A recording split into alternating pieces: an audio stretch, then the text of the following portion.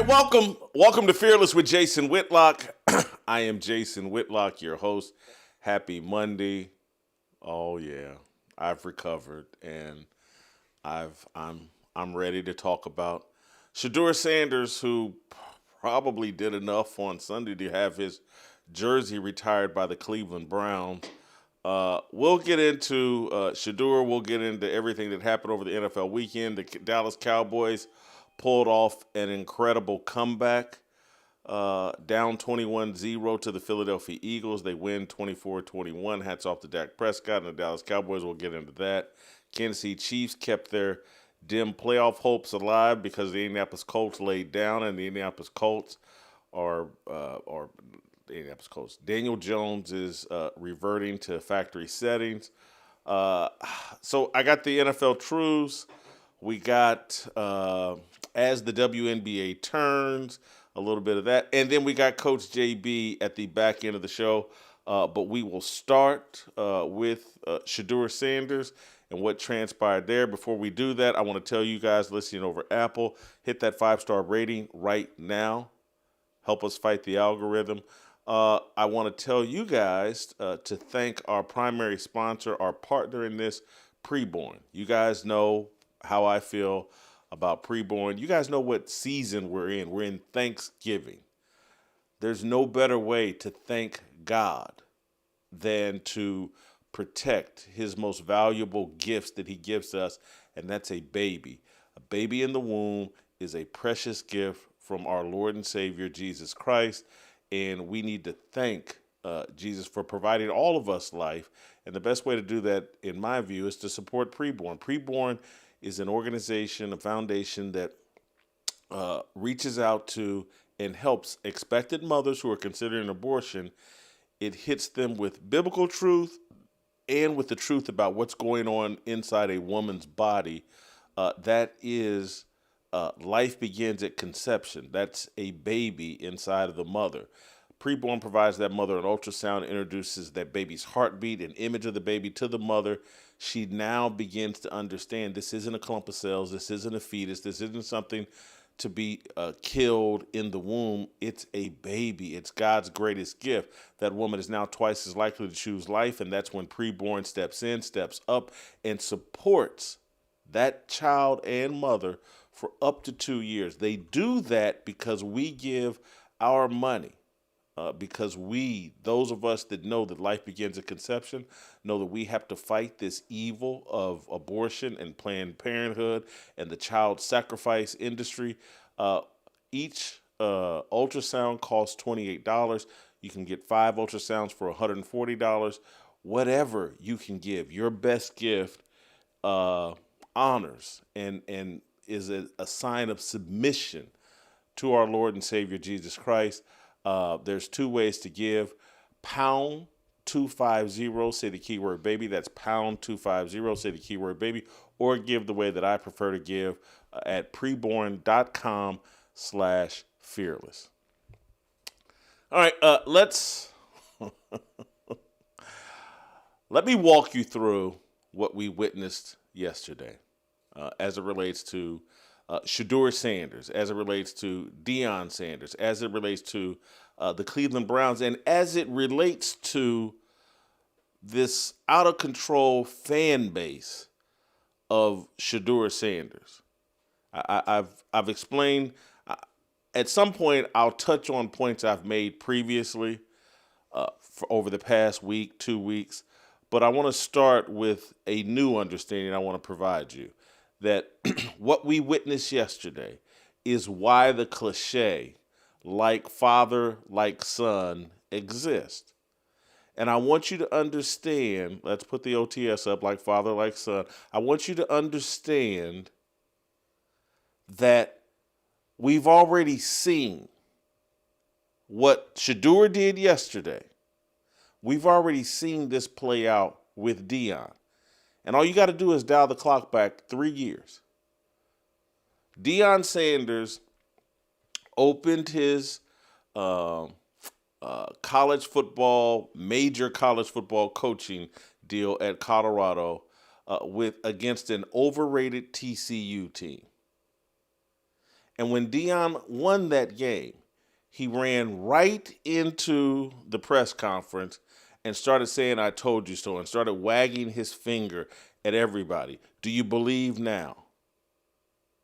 And Deion, we just saw Shedeur just play, not even an overrated, but a horrible Raiders team, and come in and wag his finger at everybody. I told y'all what I was going to do. And what happened with Deion when he did this? Hot start, I think maybe 3-0, 3-1 start. Deion's the toast of college football. And they finished 4-8. Because the story wasn't told. And then even the next year when Deion comes back and goes 9-4, the story wasn't told then. Deion is headed for 3-9 this year at Colorado. This is a marathon, but Shedeur has been discipled by a father that believes in instant gratification. I got Louis. Y'all get out of here. We coming. We're going to be the greatest instantly. I'm Deion Sanders. He's been discipled by a father who claims a Christian faith but rejects humility, who has built his entire athletic brand on bravado and confidence. The Bible is crystal clear about what you should lean into: humility. And you should lean into gratitude, that all things are accomplished through Jesus Christ, not you. But Shedeur Sanders has been discipled by this father who doesn't believe in humility. Not at all. And so I want to remind you all of, here's the first side I want to play is Deion Sanders after the TCU game 3 years ago, coming in and thanking the fans. Let's play. That's Deion thanking the fans, wrapping it in some biblical deal. We saw Shedeur do the exact same thing yesterday. But I want to continue with Deion. This is, again, right after in the locker room. We ain't coming no more. Let's play side 5.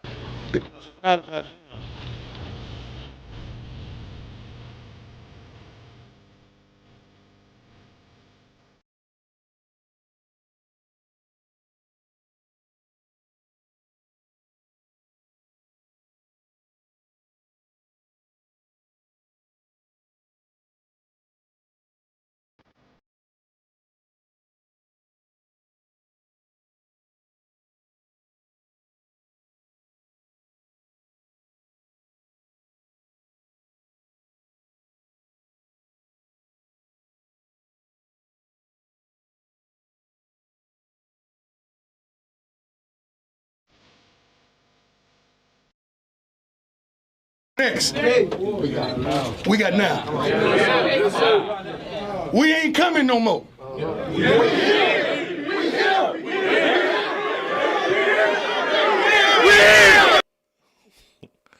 Instant gratification. One game. We here. We here. We ain't coming no more. We here. This is not how a mature leader acts. And he's given this same burden, this same curse to his son. Short-sightedness, a belief in bravado, a belief that confidence is the total key to success. The Bible teaches just the opposite. Humility and gratitude are the key to success. I want to play one more, and everybody remembers this. Deion getting in his post-game press conference. You believe me now? Play the clip. What's up, boss? You believe now? Of all the hold on. Oh, no. Do you believe that? Huh? Who said I didn't believe before? No. I read through that bull junk you wrote down. I read through that. I sifted through all that. What did I write? Yeah. What did I write? Oh, no. Come on. Can I ask my question? Do you believe? In what? You don't believe. I do believe. You just answered it. You don't believe. Next question. One game. They beat TCU. One game. And it's over. And now he can go full-blown, do you believe I told you so, I'm the greatest, blah, blah, blah. Shedeur Sanders just did the exact same thing. Like father, like son. Here's Shedeur on the field after the game. I want to play shot number 2. Here's Shedeur Sanders. I think I showed a couple of great pieces. It's some things I wish, I could get back. But, man, a win is crazy. It's amazing, off of 1 week of practice, you know what I mean? This 1 week of practice. So imagine, what a full offseason look like. It get dangerous. There's no humility here. This is a son mimicking his father. And he's playing the quarterback position. He doesn't have Deion's 4.2 speed. He's in a leadership position. And like his father, he does not know how to lead. Deion was a player. He was never a leader. He's not a leader now. He doesn't know. He doesn't understand the concepts of leadership. He doesn't understand the concepts of sustainability. Deion went athletically as far as his athletic gifts could take him. He was never strategic. He was never a leader. He's a guy that won the genetics lottery. Hats off to you, Deion.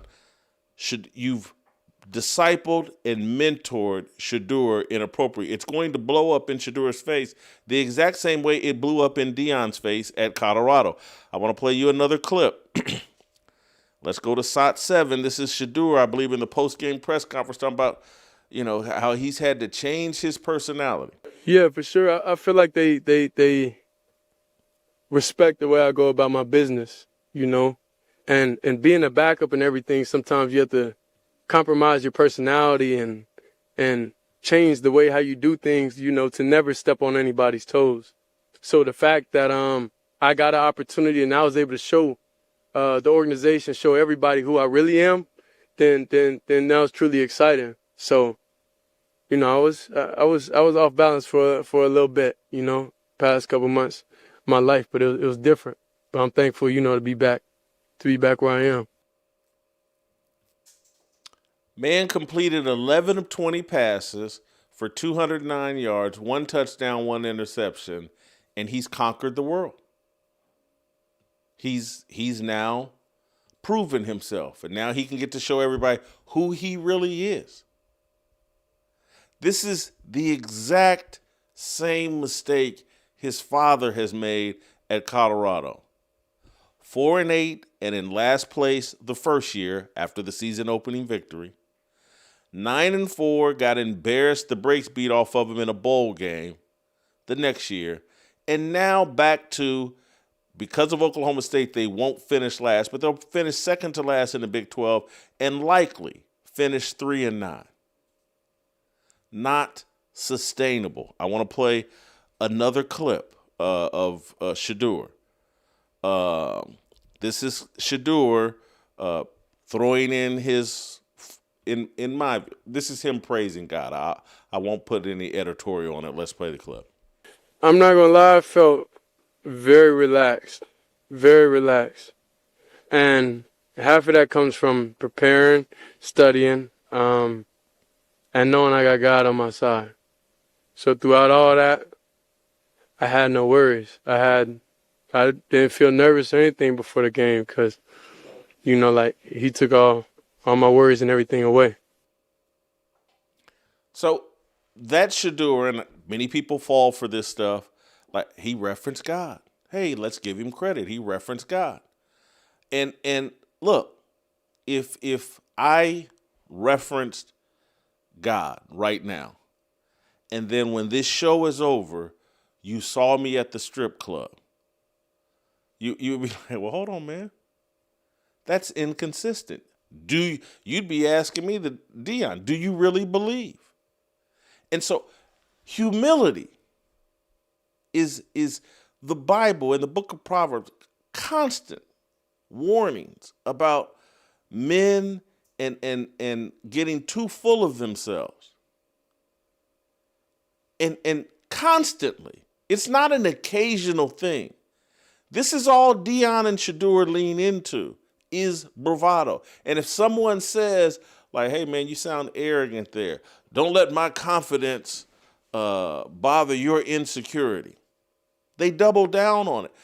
They send a clear message to other young people. Deion has sent a clear message to his son that a fake bravado and confidence is the key to success. And that's why social media has been rigged up in a way to make sure no one should ever challenge any of these young black guys, because you don't want to interrupt their confidence. You don't want to say anything that might make them lean into humility. What Shedeur and Deion, through their actions, what they represent constantly, not occasionally, because we all fall and make mistakes, but constantly, their entire message is antithetical to the Christianity that they claim. It's just bad leadership. It's not sustainable. What Shedeur is doing is not sustainable. What he did on Sunday is not sustainable. I'm going to go really big picture and probably annoy a lot of people, but I have to do it. But this loyalty based on skin color, this leadership model that Deion is demonstrating, show me where it's worked long term. Show me anywhere where it has worked long term. And so people that I respect, people that I like, I appreciate that Deion and Shedeur are sparking a conversation. I really do, sincerely, because it will give us an opportunity to clash and discuss and debate these issues. But it's almost like nothing we embrace has anything to do with sustainability. It's what feels good in the moment. Shedeur feels good in the moment. Deion in Colorado feels good in the moment. Every time Black Lives Matter feels good in the moment. None of it's sustainable. I've never seen a group of people fall for the okie doke more often than we do. Whatever's the hot fad at the moment, we hop on and embrace it and treat it like this is the end-all be-all. It's called idolatry. It's worshiping false gods. But we never examine it from like, is this sustainable? Is caping up for and defending and promoting to young people that your self-confidence is the key to your success, when the Bible argues just the opposite. And so people today, there will be discussions about Kevin Stefanski. Does he like Shedeur Sanders? Did he heap enough praise on Shedeur Sanders? And we'll never have a discussion about, like, maybe Kevin Stefanski and other football coaches, just they embrace concepts and ideas and philosophies that are built about, hey, what is sustainable? And if Shedeur comes in and represents something that contradicts their leadership philosophy, maybe that's why they don't like Shedeur. And I say this, let me transition into this goes to the brown nosers. Let me transition into the brown nosers. And I'm spelling nosers, Knowsers. The brown nosers, and there's a lot of them. I picture RG3, I picture Shannon Sharpe, I show Chad Ochocinco, Emmanuel Acho, Shady McCoy, but there's many, many more that all are convinced that Kevin Stefanski hates Shedeur Sanders and didn't give Shedeur enough credit. The Browns won this game and they didn't give Shedeur game ball. They didn't like the tone in which Kevin Stefanski talked about Shedeur after the game. And it's all because Kevin Stefanski has a personal beef with Shedeur Sanders or hates Shedeur Sanders because he's racist. I saw some video today, and I don't know when Cam put it out, where Cam Newton is like rattling off that Kevin Stefanski, he's been coaching since 2005, and he's only coached 3 black quarterbacks, and that's not enough of cultured. He's only coached 3 quarterbacks of culture, is what Cam said. And I'm just like, what are we talking about? What are we doing? Kevin Stefanski, like a lot of coaches, like a lot of men that take leadership in their home, in their community, in their church, in their work environments, they have philosophies that they believe in. They have personality types that they believe in. And good leaders base it off of, is this sustainable? And so Kevin Stefanski, I don't think, is comfortable with Shedeur Sanders' personality. And everyone's saying, well, Kevin Stefanski, he just has to change. And I get why Cam Newton does this. And I get why all of these loudmouths that are in the media, because they all, Chad Ochocinco, LeSean McCoy, Shannon Sharpe, RG3, they all had big, massive personalities. And they want big, massive personalities to be in power because, hey, we did everything the right way. They're not capable, Chad Ochocinco's not capable of saying to himself, like, man, I could have been in the Hall of Fame if I had toned down my personality and lean more into a team concept and into things that are sustainable. You've heard me say, I ruined my college career with my bad personality. I wouldn't lean into the team. I was very narcissistic and selfish. And it's why I didn't accomplish in college football what was a possibility for me. And Chad Ochocinco, he can't figure that out. Shady McCoy can't figure that out. RG3 can't figure that out. Shannon Sharpe made it to the Hall of Fame. And hats off to him. He did max out his talent. But in this career, in the broadcasting deal, Shannon Sharpe was a rocket ship headed to the moon, but because he couldn't submit or adjust his personality or sacrifice his sexual lust, he's not reaching his full potential as a broadcaster. The guy's super talented as a broadcaster. But these guys never think, hey man, I have to adjust what I'm doing to achieve to my full potential.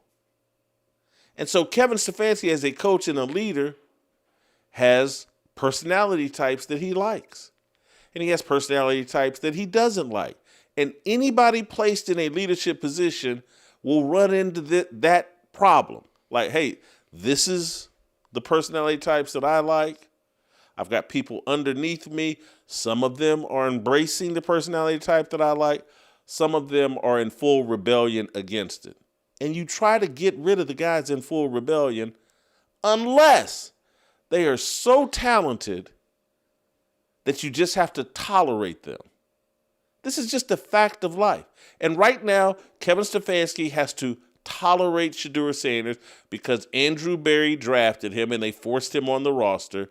But Shedeur's personality is not a sustainable personality at the quarterback position. If he had Cam Newton's talent, Kevin Stefanski would just be like, hey, man, I got to deal with this until I can find better.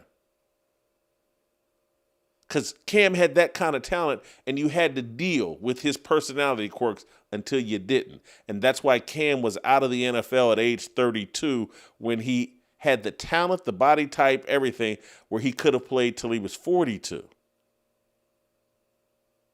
But here's Kevin Stefanski, and he's getting criticized in his post-game locker room comments. He wasn't enthusiastic enough. He didn't give Shedeur a game ball. Play Kevin Stefanski. How about that road win?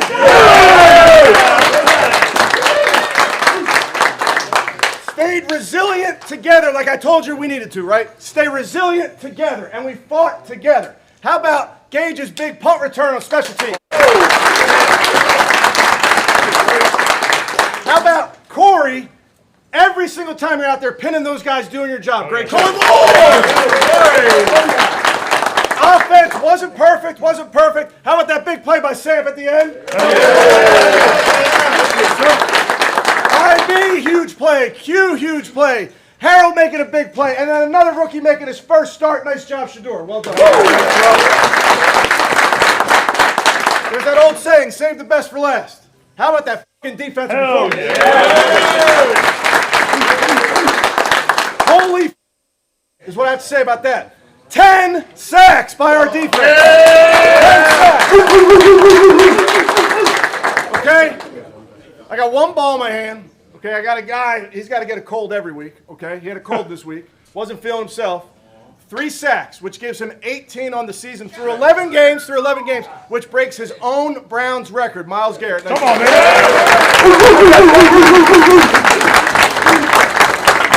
So I'll see you guys in tomorrow. Hey, I'll see you Wednesday!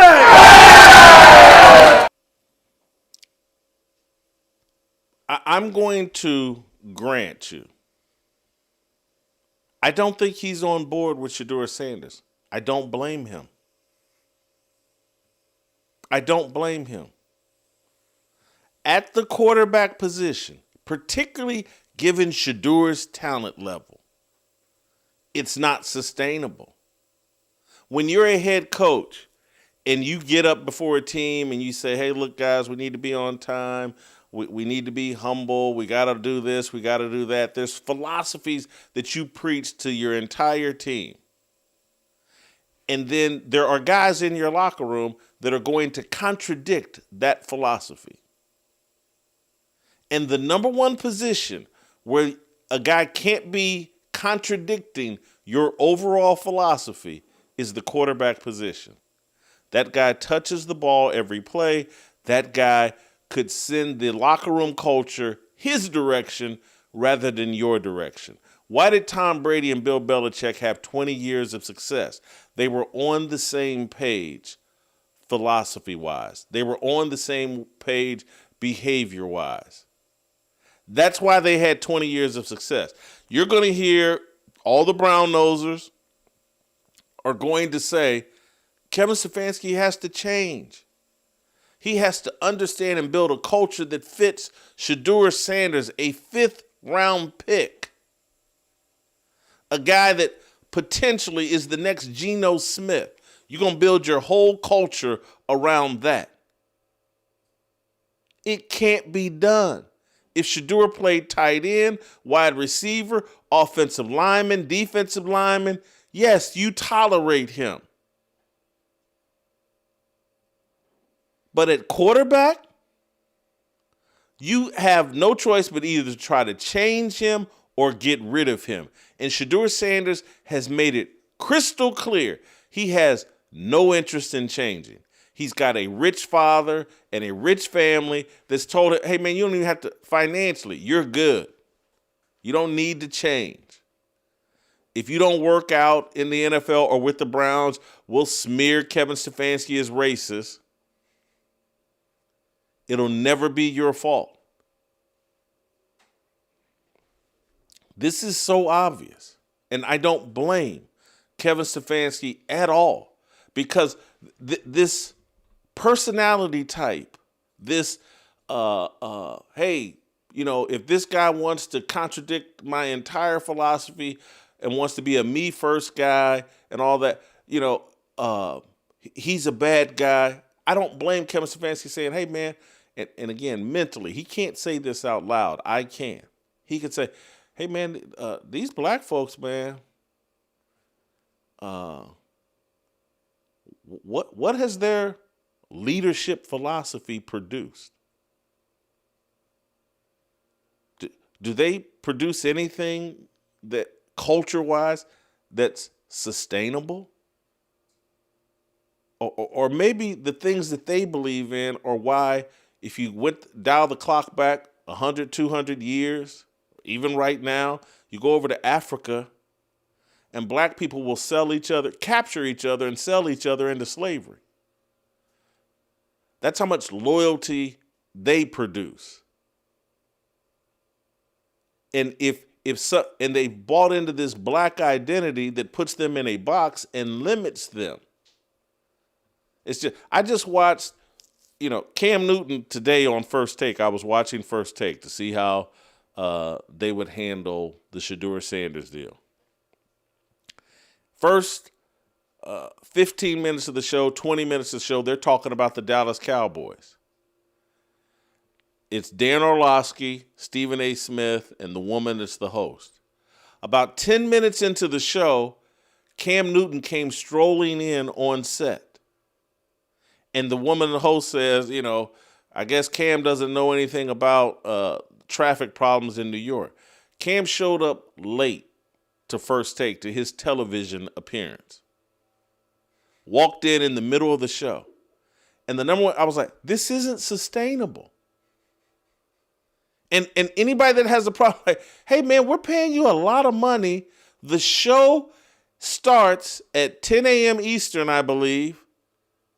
And you just showed up at 10:10 and strolled on the set because you couldn't be here on time.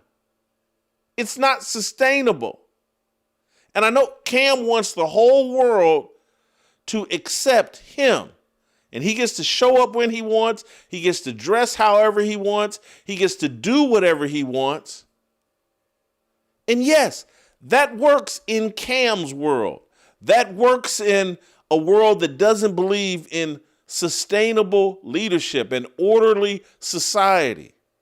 It works there. But some people actually want to have long-term success. Some people actually want to disciple young men, their young men, other people's young men, in a philosophy and a worldview that is sustainable. And then we get mad, Kevin Stefanski, he's racist because he doesn't want to get on board with the quarterback, the spoiled, pampered quarterback that's never competed for a job a day in his life, wants to run around with big gold chains on and carry himself, can't talk in complete sentences, despite coming from a multi-million-dollar family, can't really speak in a clear manner, has to speak like he's some ignorant rapper constantly, can't talk in complete sentences. And you wonder why? People are like, man, I don't, this stuff they call black culture, I want nothing to do with.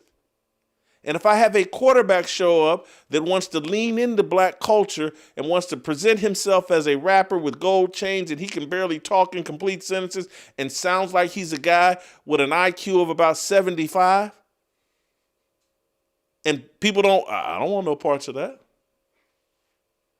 I thought that denying you guys wealth was the reason why things were so bad. Well, here's a kid that admits that he grew up in a 30,000 square foot home to a super wealthy father. And this dude talks like he grew up in the ghetto and has an IQ of about 75. Who wants to turn their culture over to that? No one. You have to come up out of your racial idolatry and just look at the facts here. And it's, Shedeur is black and he upsets white people, therefore I'm going to root for him. That's all this is based on. And all the people that want to spend their entire life upsetting white folks are championing Shedeur Sanders, the brown nosers. Luke, I wish I had looked at these. I want to play Emmanuel Acho and LeSean McCoy, and be on the lookout because I may say, hey, let's cut this short because 2 minutes, 29 seconds is too long to spend on this. But let's play the clip, and I'll make call for this stop. Resilient together, like I told you we needed to, right? Uh-huh. Stay resilient together, and we fought together. How about Gage's big punt return on special team? Clap for that. We can clap for that, right? Okay, all right. Yep. What's next? How about Corey Every single time you're out there pinning those guys doing your job. Great. Okay, good job. Good job. For pinning guy. Yeah, that's a lot of good job. Wasn't perfect. Okay. How about that big play by Sam at the end? Okay, Sam. Yeah. Watch this. IB, huge play. Huge Isaiah play. Bonds, good play. Harold Quinton making a Jenkins, big good play. And Harold then another Fanning. rookie making his first start. Nice job, Shedeur. Well done. You ain't winning months. Shedeur, good job over there, buddy. Yo, listen. I thought maybe you were over-exaggerating. Bro, I watched I it. haven't That's seen it crazy. before. I swear to God, I haven't seen that before. He can't hide it. If you look, I want y'all, all the viewers, it's 9,100. Wow. Yeah.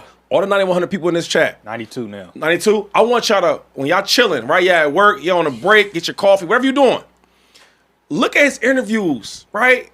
And look how he talks about Shedeur. It'd be so quick. Cut the clip. Stop. He has every right to do that. He's not comfortable with Shedeur's leadership style, the way he carries himself. You know how I know he has every right to do this? Because this is how I was treated at Ball State University. And you know what, Paul Shedeur and the coaching staff, they were right for doing that. Because I wasn't on board. I contradicted the overall message of the team. I was a locker room lawyer. I didn't train hard enough in the offseason. I was a malcontent. I was a good player. They had to start me. They had to play me. But I wasn't on board. And so they treated me like, yeah, Whitlock had a decent game. So what? I don't blame them. That's how you get treated when you're not on board with your head coach. Everybody thinks the burden is on Kevin Stefanski. What society? I just want you to think about this. What society? And I'm talking to people I really like and respect, love and respect. Show me the society where older people, accomplished people, are supposed to bend to the whims of young people. And show me the society where that is successful, where older people throw away what they know to be the right way to do things to acquiesce to young people who are spoiled and pampered.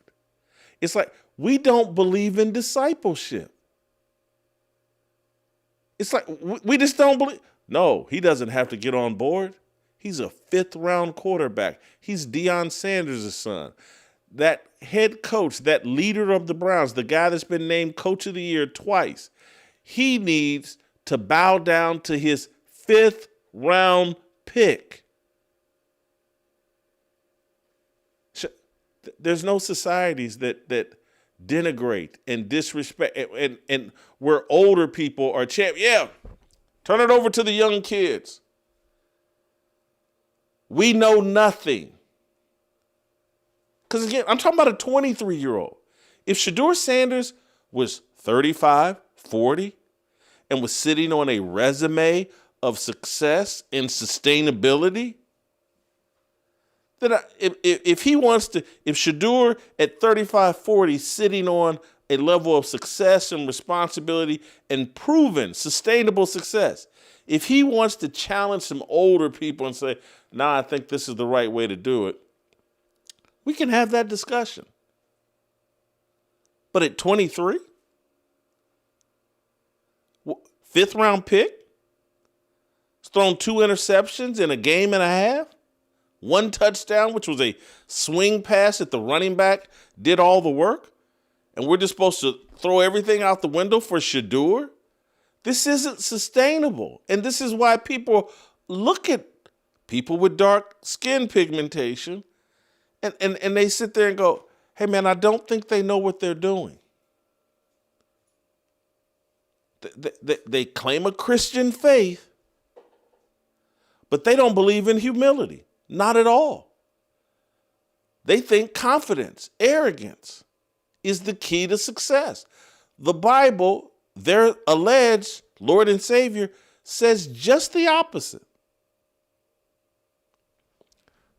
I've seen this. I want to put here's Shannon Sharpe and Ochocinco. They're mad that Shedeur didn't get a game ball. That man couldn't flip Shedeur football, Ocho. You know the man wasn't flipping him no football, you know the man. That is not the individual that they want at the helm. They made that clear a long time ago. The game that they've been playing in training camp, him not getting reps, we understand that. So therefore, you actually wanting him to give him credit after a game, that ain't happening. So to me, it's not surprising to me because okay, we already know what it is. We know you're not our guy. I think Shedeur even knows that as well. He's not tripping. I'm going to prepare myself so when the opportunity presents itself, the end result looks like today. The most important stat, that W. That's all that matters. On the next week. I'll see you Wednesday. Ocho, you and I have both been in situations. And Charlotte, I know y'all probably the last guy that y'all want to hear dating advice from, but we've all had the young lady. Ocho, she was gorgeous, drop dead gorgeous. Yeah, come on, wait, take your time. Come on. I wanted her so bad. Yes. But when it didn't work out, I realized the other one, she was the best for me, and I needed to give her credit. Because the one that I wanted, right, it didn't work out. I understand Stefanski won't Dylan Gabriel, but you got to understand the guy now is the best for you. This is Kevin Stefanski does not want Dylan Gabriel.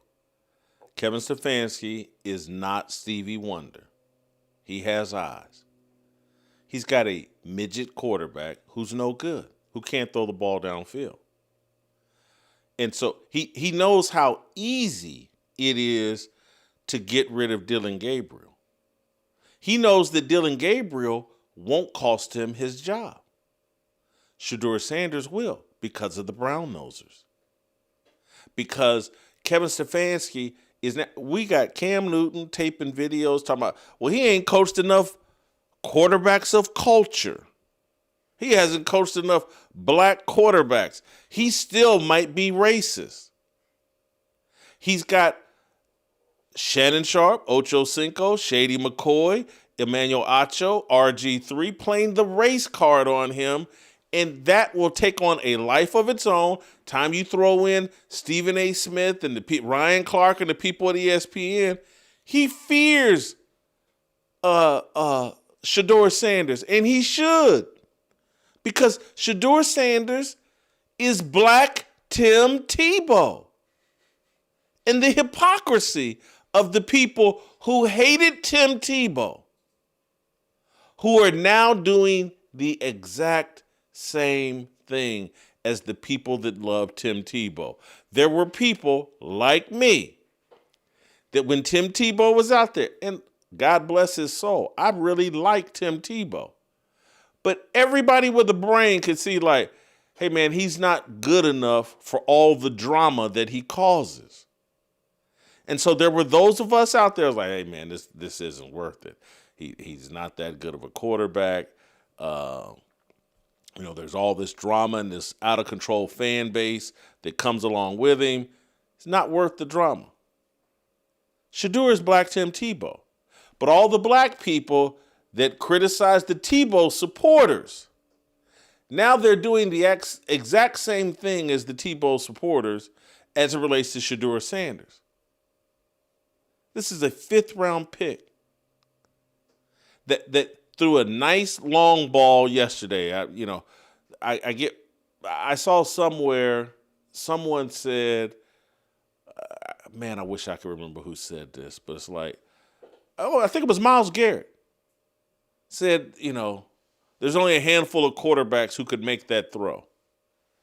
And I was like, Myles, I know you sacked the quarterback and you're always in the backfield and maybe you can't see what happens downfield. But as nice as the throw was that Shedeur made, that happens every weekend in the NFL. 2 or 3 times a weekend. At least once a weekend. It's a nice throw. But a quarterback running out of the pocket and seeing a wide receiver open downfield and launching the ball downfield and hitting him while the quarterback's on the run, Patrick Mahomes does that 12 times a year. Virtually every quarterback has one of those throws if they get enough snaps. Happens every weekend in the NFL. But this is what Kevin Stefanski is afraid of and trying to avoid. That this fifth string quarterback with this daddy who's out of control can get Kevin Stefanski fired. And so he doesn't want this fool's gold, which is what Shedeur Sanders is, to take on a life of its own. He's seen quarterbacks, black and white, get hot for a hot minute. But nothing is sustainable. What do you think the talent difference is between Shedeur and Cam Newton? It's mammoth. Cam Newton, because of the personality quirks that he wanted to bring to the quarterback position, anyone with a brain could see, and I was saying it in real time, that's not sustainable. And it wasn't. And by age 32, 33, Cam Newton completely out of the National Football League with plenty of talent. One great season. 1 year where he took his team to the Super Bowl, won the MVP. Done at age 32. Done. Cam Newton's 36 years old right now. Tom Brady played until he was 42, 43 years old. Aaron Rodgers is out there playing now. Cam Newton is 36 and out of the league. Not sustainable. And anybody that sits here and says like, hey, Shedeur, you need to embrace things that are sustainable, things that help build a culture that's consistent with good leadership. Because I know many of you don't want to admit and acknowledge this, but the things Deion preaches, they're not consistent with sustainable winning culture. That's why Deion, in the era of transfer portal where you can fix up a team overnight, 4-8, 9-4, headed to 3-9 this year. You know what 4-8, 9-4, and 3-9 will get you in the NFL? Fired. Let's play RG3, another brown noser. Here he is with his Shedeur Sanders take. Shedeur Sanders should be the starting quarterback for the Cleveland Browns for the rest of the season. He just won his first NFL start against the Las Vegas Raiders, and I've been trying to tell y'all that he's the quarterback they've been needing since day one. This team played with more energy, more excitement, and more purpose than they have all season long. Defensively, 10 sacks on Geno Smith. Myles Garrett had 3 by himself. And you could see them reacting on the sideline, just how excited they were with all of Shedeur Sanders' off-schedule plays. Now, why should he be the starter? It's because of his ability to make the extended play. Yes, his first touchdown pass came off of a screen pass. And hey, that's every quarterback's dream. I'm going to just dump it off to the running back, allow him to go 66 yards out the gate, but those count too. Now, he did have a bad interception, but he rebounded nicely after it. And I just love the way that he is in tune with not only his teammates, the sideline, but the fan base is absolutely craving more and more Shedeur Sanders because he is built for this. The championship pedigree that his father Deion Sanders instilled into him shows up every single time this young man is in front of a mic and every single time he plays in between those white lines. Shedeur Sanders is the quarterback that the Cleveland Browns have been looking for. Trust your gut. Go with him. So that's a professional take from RG3 that a head coach should, hey, just trust your gut. Don't you see, the fan base really gets ignited. This is who the fan base wants. You want an organization to make decisions based off of that. The whole mentality, it's not sustainable. All the brown nosers, you're raising your hand and running out into the street and saying, hey, don't take me seriously.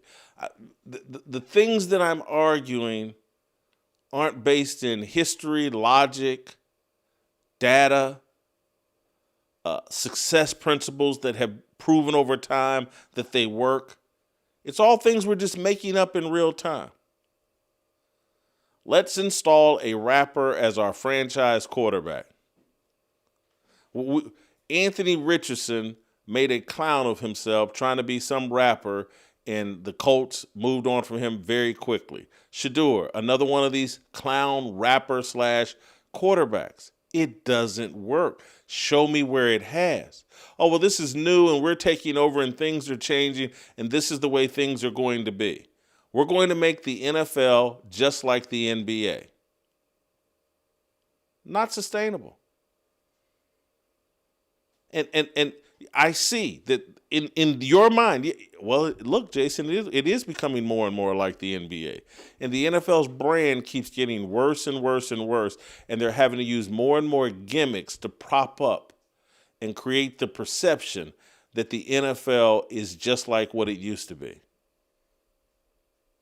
It's not. And yes, have we filled up America with more and more people and the ratings look enormous and blah, blah, but it's not. The NFL is not what it used to be. And the more they go down this lane, this road, everybody can see how garbage the quarterback play is. People are afraid to talk about it and how much they've dumbed down the position and why you look up every weekend. Again, the guy went 11 for 20 for 209 yards, and we're acting like he threw for 400 yards and he's Dan Marino. He's not. I think I got it off my chest. We'll take a break. I'll compose myself. We'll get to some NFL truths. And then after that, we'll get to Coach JB. Give me a second. We'll be right back. Next.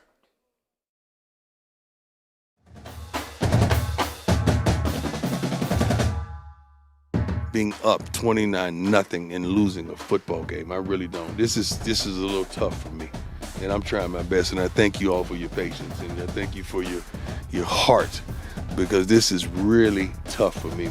Can you talk about Hank Zelinkas? He was the true freshman that got the start today at center. Hank Zelinkas. Oh, I'm sorry. I'm thinking Hank. Yeah, he got the start as a true freshman today at center. Can you talk about him? CBS Sports Colorado. CBS, Tyler. I'm not doing nothing with CBS. Next question. Kids got robbed during the game last week. I think that's a travesty, and I trust the recruiting team. I trust our coaches. And please have some faith in me. We good. We all right. That's kind of threatening. Oh, they don't like that. But guess what? We're going to consistently do what we do, because I'm here and ain't going nowhere. And I'm about to get comfortable in a minute. But we are not an ATM. You're not coming here to get rich unless you really come here with a plan to go to the NFL and get your degree. You know, we can sit up and talk about great coaching and great this and great that all we want. But it's going to be a credit card swipe some kind of way with all these guys going to these playoffs, right? Right. You better get me right now. This is the worst we're going to be. You better get me right now. What's up, boss? You believe that? Of all the Hold on. Oh, no. Do you believe that?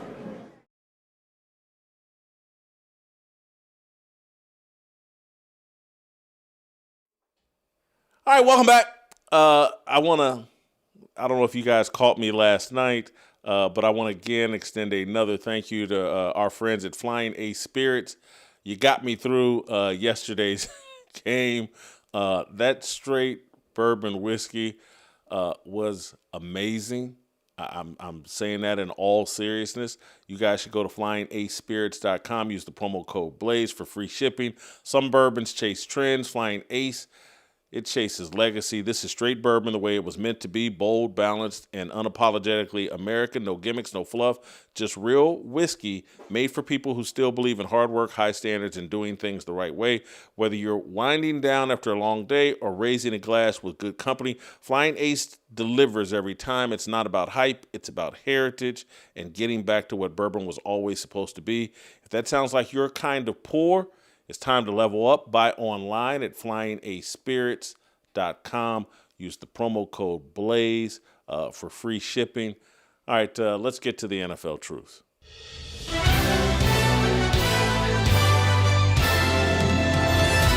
You can't handle the truth. All right, let's start with number 10. Myles Garrett is the best player in football. The guy has 18 sacks in 11 games. 22.5 is the NFL record. I think he's going to smash that in the next 3 weeks. I think he's going to get more than 22 sacks in 14 games. This will be one of the greatest accomplishments in the NFL, in NFL history. And it's part of the reason why I'm bothered by the whole Shedeur Sanders gimmick. If we weren't focused in on the 5th-round quarterback for the Cleveland Browns, we might be focused in on a guy making a run to be considered the greatest defensive player in NFL history. He's certainly putting his name in a conversation with Lawrence Taylor, with Reggie White, with Ray Lewis, with Aaron Donald, with Dick Butkus. And no one's talking about it because no one wants to talk about anything but Shedeur Sanders. Well, guess what? The Browns had 10 sacks yesterday. That's why they won the game, and that's why Kevin Stefanski wasn't running around heaping all kinds of praise on Shedeur Sanders, because he actually overshadows what's really going on with that football team. Next. 9. Everyone's talking about what's the problem with the Philadelphia Eagles. They blew a 21-0 lead. They led at halftime, I believe, 21-0. The Cowboys come back, win 24-21. They're blaming Saquon Barkley. They're blaming Jalen Hurts. They're blaming Nick Sirianni. Look, Lane Johnson is out. And when Lane Johnson is out, the Philadelphia Eagles do very few things offensively that are sustainable. Lane Johnson is one of the best offensive tackles in football history. He's certainly the key to what the Philadelphia Eagles want to do offensively. Saquon Barkley had, I believe, 22 rushing yards yesterday. Can't get it done without Lane Johnson. Next. 8. The New York Giants and their interim coach, Mike Kafka, did one of the dumbest things I've ever seen in my life. The Giants have a chance to pull off an upset of the Detroit Lions, and at the end of regulation, this man has 4th down at the 6-yard line and a chance to kick a field goal and go up 6 points. If you go up 6 points, the Lions now have to, with a little less than 3 minutes, now have to score a touchdown to win the game. On 4th and 6, Kafka goes for it.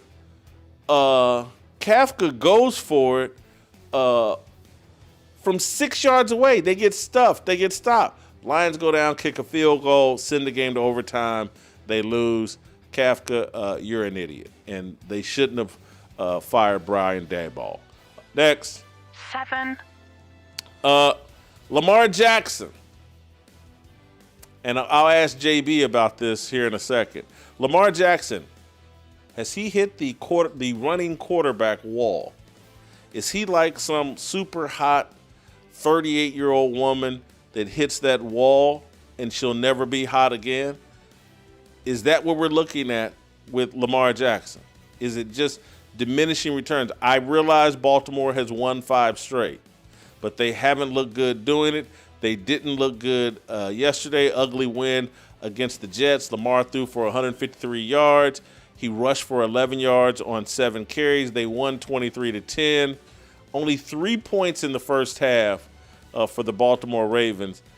Has Lamar Jackson hit the running quarterback wall? Had a hell of a run. But are we finally to the point where he's never going to be as effective as he was when he was the greatest show on earth or on turf? Next. 6. This will be quick. I never liked J.J. McCarthy at Michigan. I'm a huge Michigan football fan. I never liked J.J. McCarthy at Michigan. I have no idea what the Vikings were thinking about drafting him. Clearly no idea. Why would you move on from Sam Darnold to play J.J. McCarthy? This is a fireable offense. And yes, I know that Offensive line played poorly. I know that receivers dropped passes on J.J. McCarthy, but this guy had no business being a first-round pick. Next. 5. Another question I'm going to ask Coach JB. Who's the bigger flop right now of the old coaches that are, trying it all over again in new places? Pete Carroll with the Las Vegas Raiders or Bill Belichick at North Carolina? Who's the bigger flop? I might say Pete Carroll. Seriously. I mean, the Raiders to me look like the worst team in football. Either they were tanking yesterday, point shaving. I have no idea what the Raiders are doing. They didn't blitz Shedeur. Their offensive line is trash. They've turned Ashton Genty into a rookie running back bust.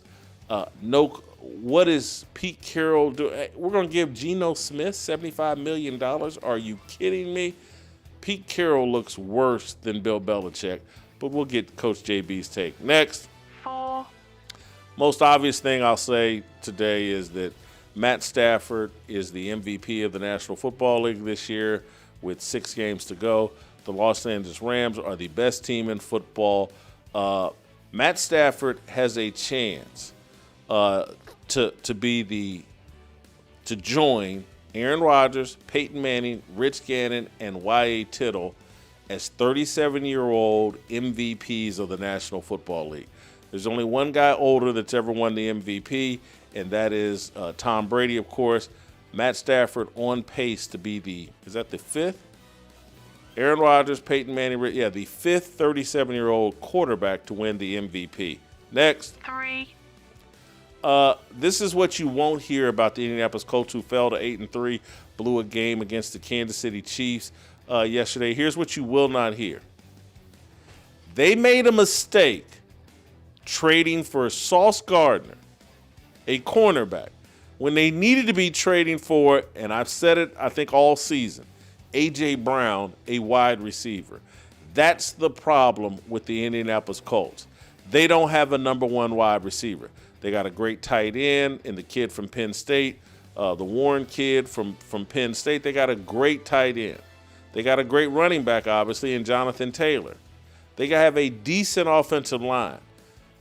They don't have a number 1 wide receiver, and Daniel Jones needs a number 1 wide receiver. They needed more help on offense than they did a shutdown corner. The Colts are going to underachieve this year because they didn't go out and get a franchise wide receiver. Next. 2.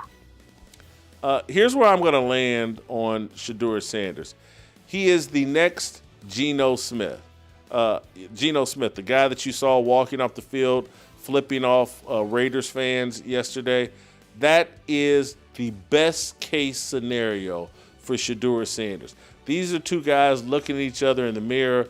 Geno Smith never had the right sustainable personality to be a franchise quarterback coming out of West Virginia. Shedeur Sanders doesn't have the right personality to be a sustainable quarterback in the NFL. That is Shedeur's ceiling. The floor, much worse. Johnny Manziel. He could be Johnny Manziel or he could be Geno Smith.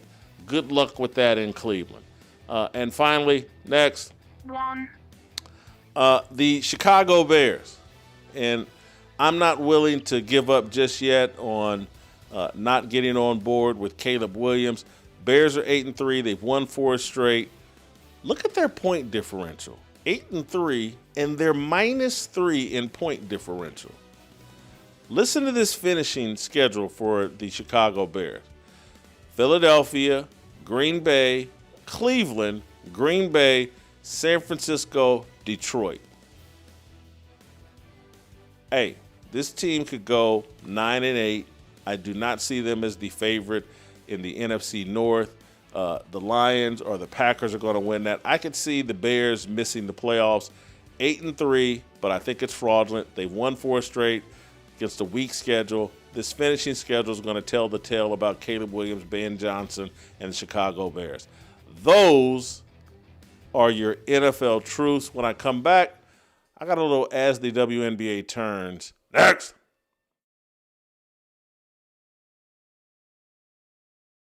But when you actually follow all the racial idolatry that LeBron James has been involved in, the little fake race hoax crime that his Brentwood mansion experienced, and him get, no matter how much money you make, it's hard being a black man in America. When ever since about age 9, everyone knew that LeBron James had won the genetics lottery and had basically kissed his rear end because they were, man, this kid's gonna make it to the NBA, and everybody just starts kissing his rear end. But oh, it's been so hard. Nobody knows the trouble and all the racism LeBron James experienced when he was going to that private Catholic high school, and Nike and people were funneling him SUVs and cash and everything. No one knows how much suffering LeBron James went through because of white America. As the WNBA Turns, starring Caitlin Clark, Angel Reese, Asia Wilson. Brought to you by George Soros, Adam Silver, Kathy Engelbert, and the Global Elite. All right, welcome back. Yeah, this will be a quick As the WNBA Turns, and then hopefully we'll swing into Coach JB. The Dallas Wings won the WNBA draft lottery. That means they've won the right to draft Paige Bueckers' girlfriend, Azzi Fudd. This is why it's harder and harder and dang near impossible for me to continue watching the WNBA. They've taken some of the shine off of Caitlin Clark with the injuries and her not playing. But this league, the characters in this league and the forcing down the throat for sports fans. I see Paige Bueckers and these WNBA players in commercials during football games, and now they've rigged up the draft lottery because they so want this out-of-the-closet, unattractive gay white woman to be the face of the WNBA.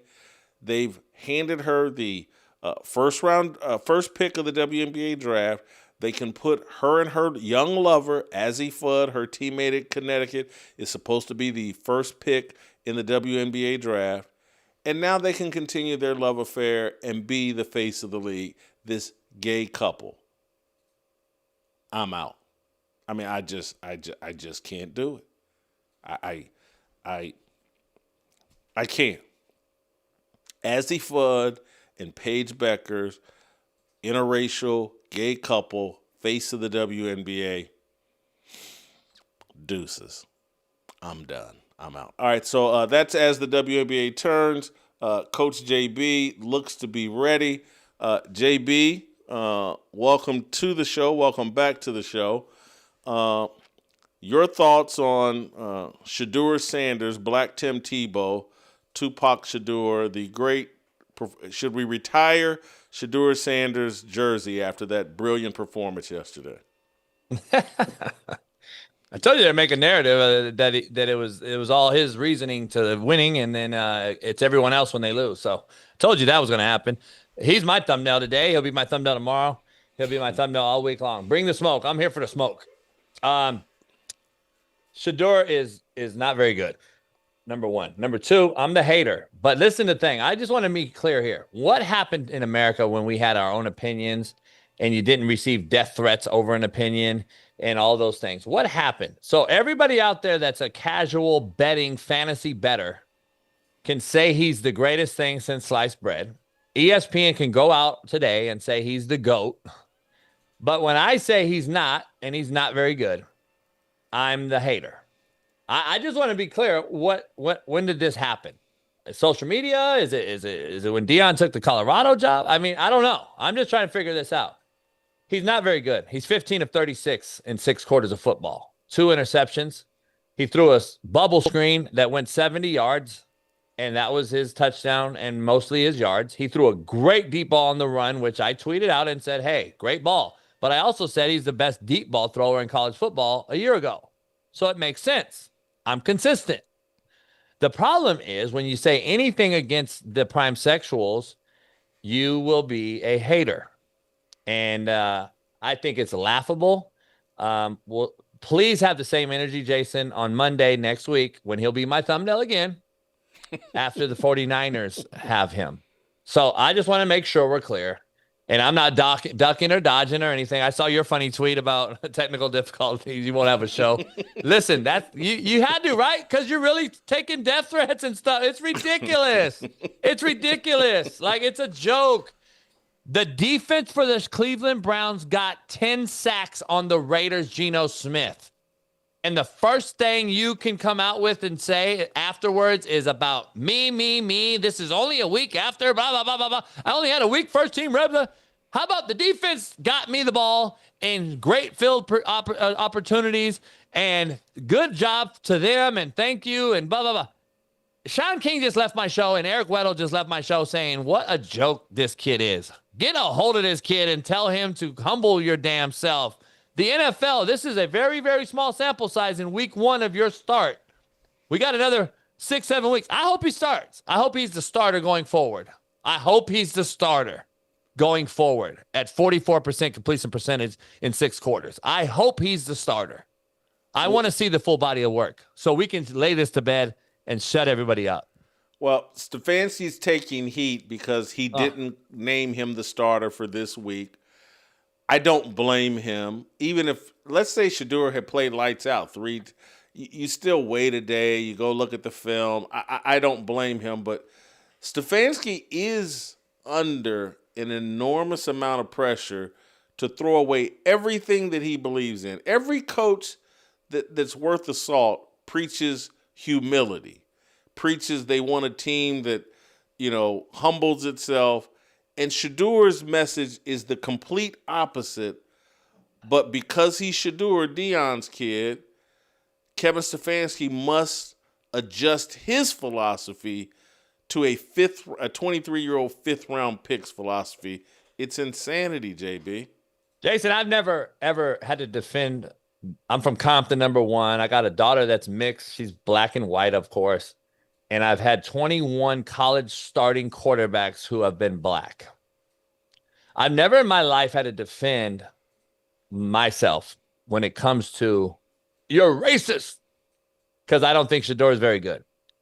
I also don't think J.J. McCarthy's very good. I don't think Baker Mayfield's very good. I thought Derek Carr was one of the most overrated quarterbacks in the history of football. I've been on record saying it. I've continued to go at a lot of white quarterbacks who I think are hot garbage. But when I say Shedeur is not very good, I'm a racist. It's absolutely comical, and I'm here for it because the nobodies, who I call them, they're nobodies, are the ones that defend the guy who don't even know where Boulder, Colorado is. Couldn't tell you what anything about Colorado's history was before Shedeur Sanders, Deion Sanders, and Travis Hunter went to Colorado. So that's the part that's funny and hysterical to me. And I'm not going to sit up here and defend myself over and over to these nobodies because I know who I am, and every quarterback knows who I am that I've coached, and every player has also come to my defense because they know the real, and real recognizes real. It is straight comical that you're racist when you go at certain people. So is ESPN all racist too, just to defend them? I'm just trying to figure it out. Like, this is a mockery and it's a joke, and I really don't feel the need to, but I just wanted to point that out. It's absolutely hysterical to me that I believe we're wasting the athletic black quarterback at the college level, and especially what the white coach has done to him. I've on record saying it. We have failed the black quarterback by a white coach. Yes, I've been saying it. I broke it down in totality for the last 2 years. We get the best athlete out of high school, 5-star athlete, Lamar Jackson, Kyler Murray. I can go on and on and on. We take that guy because he's so much better than everyone on the football field, and we take that for granted as a coach. We don't teach fronts. We don't teach coverage possibilities. We don't teach who's hot, who's not. We give a card. We put a card out there of Stephen A., and we say, run this play, instead of articulating verbiage and protections and opposite calls and check with me's. And they get to the NFL, and they have been failed, Jason. And it starts at 7-on-7 with the mockery that is. And And it ends with you getting a 7th and 8th year of college football and going to the NFL at 28 years old. We have failed the position. It's the worst the quarterback position has ever been in totality. I'm going to stand on it. I've been saying it. There are no more Matthew Staffords. He is the greatest quarterback in football. It's not close. I've been telling you guys this for a while now. If you think he's not, after watching him dominate this league like he is, then you don't know football. And it's really simple. So watch him and then watch Patrick Mahomes and tell me what the big differences are. Because it's really glaring. I want to stay on Shedeur, JB. What the heck were the Raiders tanking yesterday? Because their defensive strategy seems so bland and so uninterested in heating Shedeur up, particularly based off the film we saw of Shedeur last week. Were the Raiders just tanking yesterday? I don't think there's a real thing. I'm not a believer in that. I know that's out there, conspiracy. I don't believe you can get 22 guys that are getting paid every day that are credible, not the Chauncey Billups, not the gambling. Let's not even talk gambling. Let's talk about actual guys that put their shoes on every day, get a check on the 1st and 15th, who actually go to work as a professional and play. I don't think that's really a thing. No, I got 28 guys in the NFL still right now. All you need is a coach, though, that comes up with a game plan that's horrible. Yeah, but I think you would still get maximal effort. You would still get plays that would end up, Max Crosby only do so much. That team is bad. And I got one of my players playing there, Lonnie Johnson, who's a corner safety there, number 32. This is a bad put together roster. And Pete Carroll, I think, will get a couple years to do so, but this is a bad roster. And from a very reliable source, I heard that it was let's just say mutual parting of ways for Chip Kelly and Pete Carroll yesterday, because I think Chip went in and said, listen, make me the scapegoat. I'll be the sacrificial lamb. Fire me so I can go get the Boston College job or one of these open jobs. That's where I think it is. That's what I've heard happen. And I think that's what happened personally. I think this is a bad hire. He was $6 million offensive coordinator, the highest paid offensive coordinator. And I put more onus on the offense than I do on the defense, because the offense is egregious. It is egregious to be in the NFL and have the best tight end that we've seen since Gronk not get a target, not be isolated one-on-one on a linebacker, to not get Ashton Genty involved in the game plan in your first 15 plays. Something's up.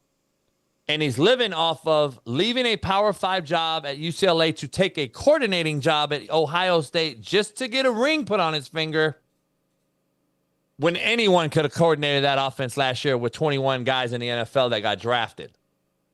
Najigma, Abuka, Smith, the running back Judkins, the whole offensive line got drafted. You and I could have called the offense at Ohio State last year and won. So if we're only holding him to that standard to pay him $6 million a year to go 3 and out, Jason, put my defense in harm's way when Geno Smith leads the league in picks and my offense is horrific with no weapons, and then you trade Jacoby Myers, your only weapon, to Jacksonville, and now you only have your one tight end and Genty, and you don't even game plan to get him the ball, is egregious. And you put the defense in harm's way every single game that I've watched by the Raiders, and I put more on the offense than I do the defense, unbelievably or not. You think Chip Kelly thinks he can get a college head coaching job right now? I don't. He's got agents. You know how it goes. There's going to be 20 plus openings. I believe Boston College comes open. He's from the East Coast. I think he knows people there. I think that's what he has to do. There's no other shot. He'll never get another NFL job. He has to. And I think, remember this. He was offered an extension by Jarman, who everybody in LA wants out of UCLA, who's the AD there, who's from the East Coast. He got an extension offer and left to Ohio State. He could still be at UCLA as a Power 4 head coach, but he's decided to go to Ohio State because he didn't want to deal with NIL. He didn't want to deal with the mothers. He didn't want to deal with paying players. Now he's begging to get back. Let that sink in. I want to move to Lamar Jackson. They've won 5 straight in Baltimore, but they don't look good doing it. Lamar looked mediocre again yesterday. I think 153 passing yards, 11 rushing yards. It feels like, and this is probably Lamar's 8th season, it feels like he's hit the running quarterback wall, that he's like a hot girl that was prom queen and homecoming queen in college that finally hit the wall and isn't hot anymore.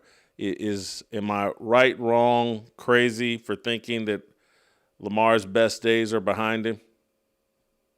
Well, yeah, I've been saying it for 5 years. I don't understand why anyone.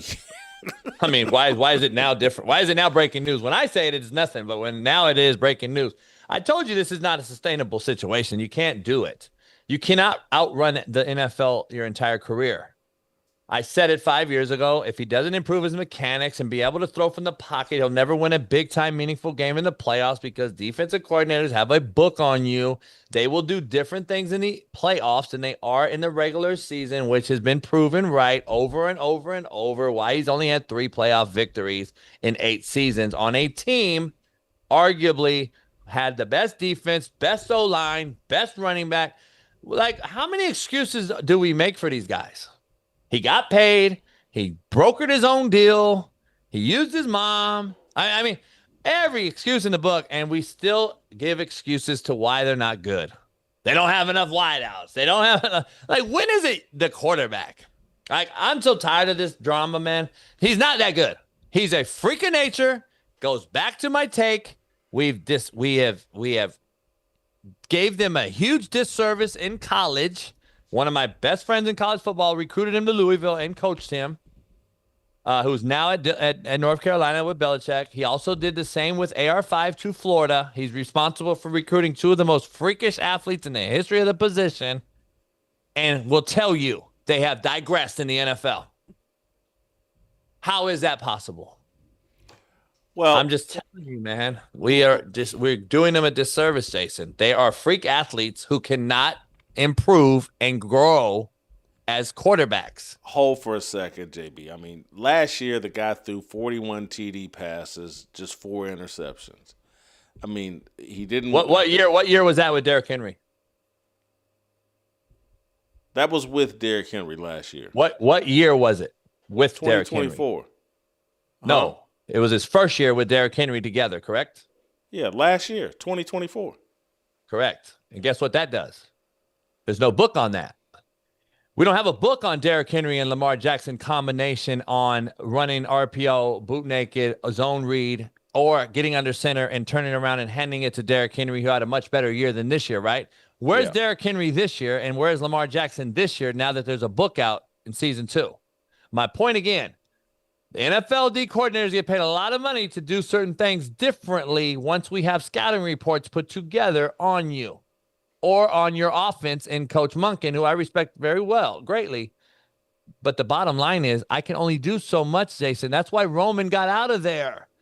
Lamar Jackson's most successful seasons were, guess what? Under Coach Roman, who's now in San Diego or in L.A. with Harbaugh, who were in 32 personnel, 13 personnel, and had to make and manage offense around a guy's skill set that is, number one, uses his feet as a weapon instead of his arm. And when we get to the playoffs where we spy you, where we zone dog you, fire zone blitz you, and drop the defensive end in coverage, and you're sitting there holding your thing in your hand because you don't know where to go with the football, that equals 3 playoff wins in 8 years. I mean, you can tell me whatever you want to tell me out there, but you all know that I know what I'm talking about with this thing. And I think I've been pretty much spot on when it comes to quarterback play over the last, 20 years. But at the same time, we can sit up here and tell me now, why is Saquon Barkley and Jalen Hurts down this year? The book's out. I'm just telling you, it matters. D coordinators aren't getting paid to fiddle their thumbs, Jason.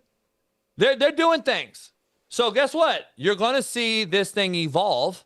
Again, if we would have coached him, taught him, trained him differently, he would be known as a guy that can beat you with his arm or his legs instead of just his legs. Real quick to end this rant. There are athletes who play quarterback, and there are quarterbacks who are athletic. Which one is Lamar? Probably an athlete who plays quarterback, and he's again. There's. Let me ask you a different question. Then, was it worth it? The 8-year run that he just had in Baltimore. They won a lot of football games. What he win? 2 MVPs.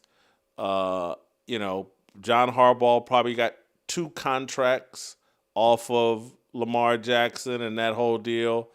So, you would have to call it a success, but it does seem like it's headed the other direction. I mean, this guy he's probably runner-up in the MVP last year. I can't remember for sure. I know Josh Allen runner-up. And now this year he's not even in the MVP race. And they're on a 5-game winning streak. They're probably going to win their division, but it won't be because of Lamar. It'll be because that division is trash. Yeah, and here's the thing. Since I'm racist, how does Harbaugh get a pass and Tomlin's always on the hot seat? Last time I checked, both of them won a Super Bowl around the same time, damn near 20 years ago. So why is Harbaugh continuing to get pass after pass with Lamar Jackson, Derrick Henry, that defense, that O-line in that division, but Tomlin, who's never had a losing season, basically won a Super Bowl a year prior to Harbaugh's last Super Bowl victory, is always on the hot seat? If I'm such a racist, why do I defend Tomlin over Harbaugh? I believe Harbaugh's underachieved tremendously, and I believe Tomlin is overachieved due to the fact that they've had how many quarterbacks since Roethlisberger? But we've had the consistent, steady Lamar Jackson and can't win. Whose fault is that? Is that your quarterback or your coach? Something's got to be brought up about it. Something's got to give, and that's the bottom line. We got to start calling a spade here. One is the same in the division, and they haven't won a Super Bowl roughly since the same time. One is on the hot seat, one is not. I believe Harbaugh is very much underachieved this particular team, just like Shanahan has in Frisco. You've had the most loaded roster over and over, but you put hubcaps on a Lamborghini. You got to the Super Bowl with who? Porn star Jimmy, Brock Purdy, and can't get it done with that roster in Frisco that they've had multiple years in a row. You have put hubcaps on a Lamborghini. Did you just flip over to the 49ers? Did I just miss that? Did you just land the plane by taking a shot? Same thing. Because that's the last time Harbaugh won a Super Bowl, by the way, beating his brother in Kaepernick. So I'm just telling you, let's just be honest here. The Niners haven't won a Super Bowl basically since the Cowboys. And Baltimore and Pittsburgh are basically in the same boat as well, in the same division. They have the same amount of Super Bowls, 1.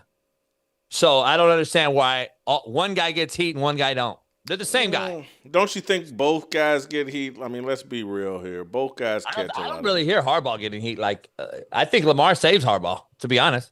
I think Lamar saves Harbaugh. And we know the MVP thing is a joke and a mockery. And bottom line, if we're really being honest, and the numbers and everything don't lie, Lamar should have been MVP last year, and Josh Allen should have been the MVP the year before, because the numbers were absolutely reversed in the last 2 years. Statistically, Josh Allen didn't even come close to Lamar's stats last year, but won it.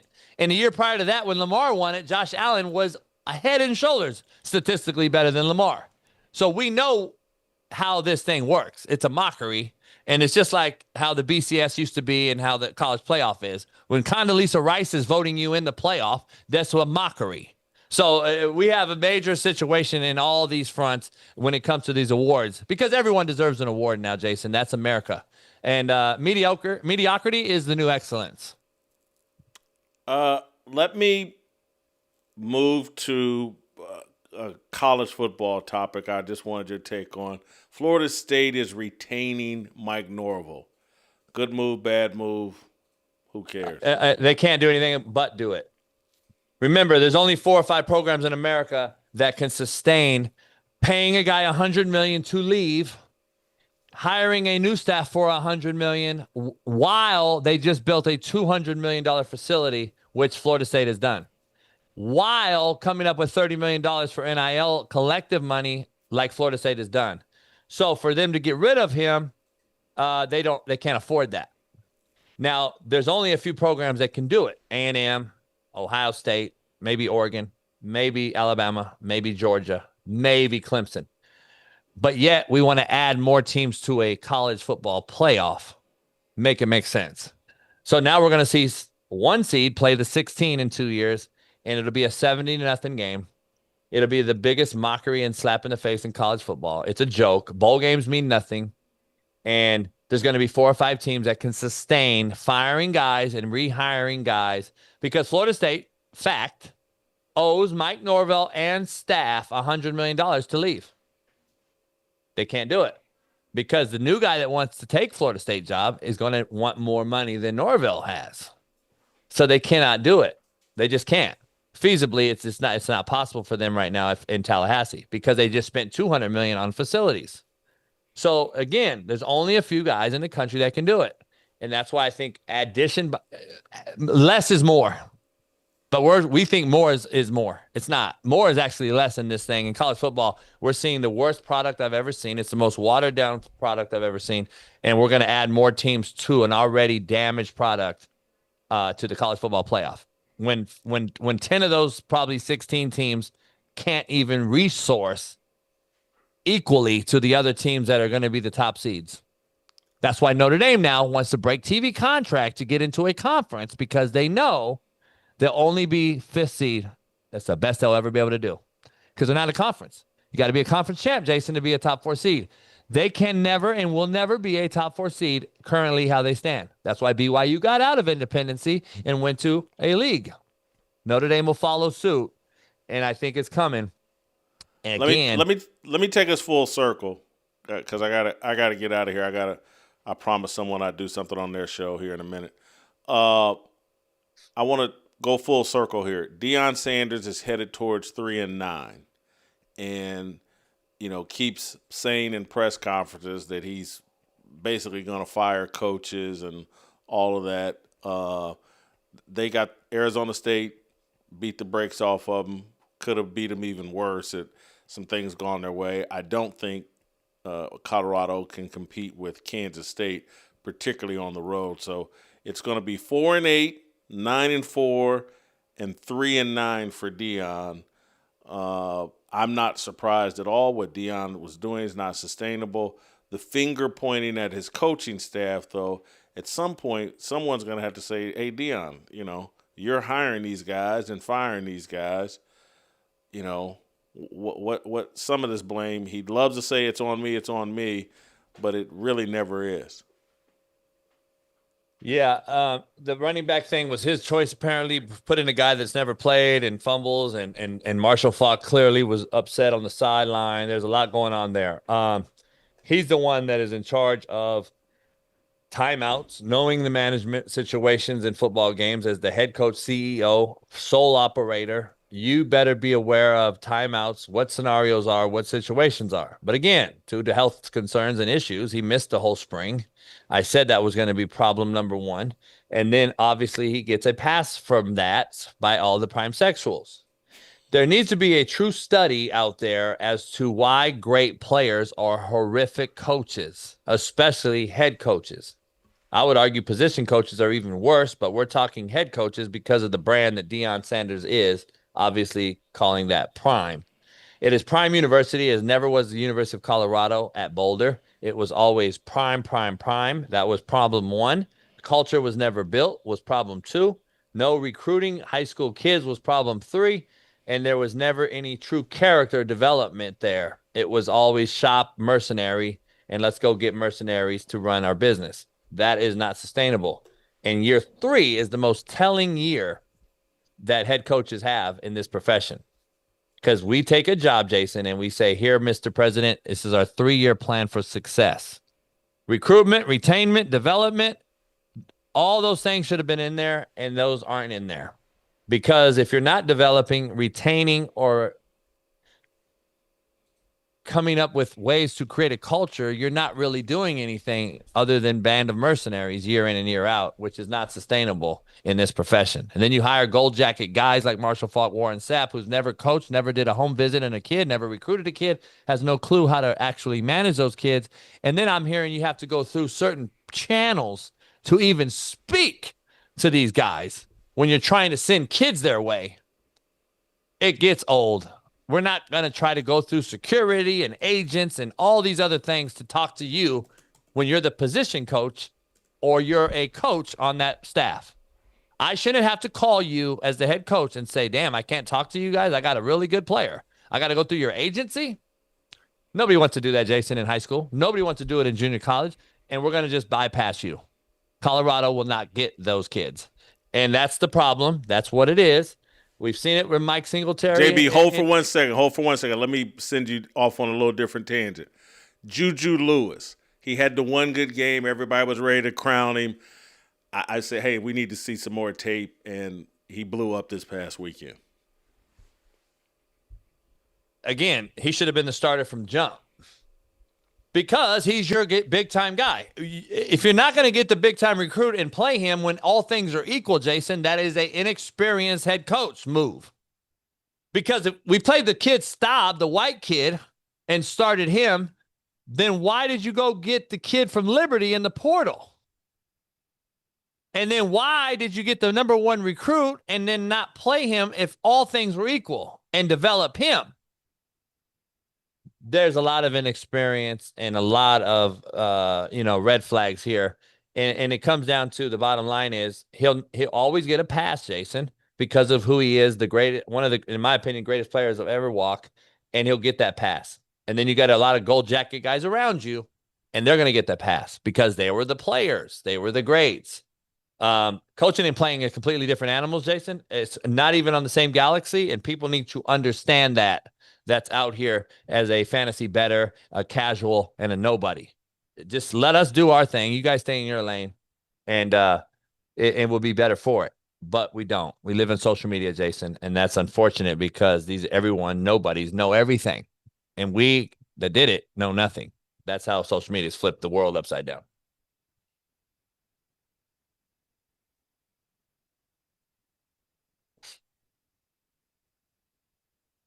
I can't hear you. You hear me? I can hear you, but I got to go. Thank you so much. Great job as always. We'll see you next week. Have a happy Thanksgiving. All right, that's it, and that's all for us today. Thank you guys so much. We'll see you tomorrow.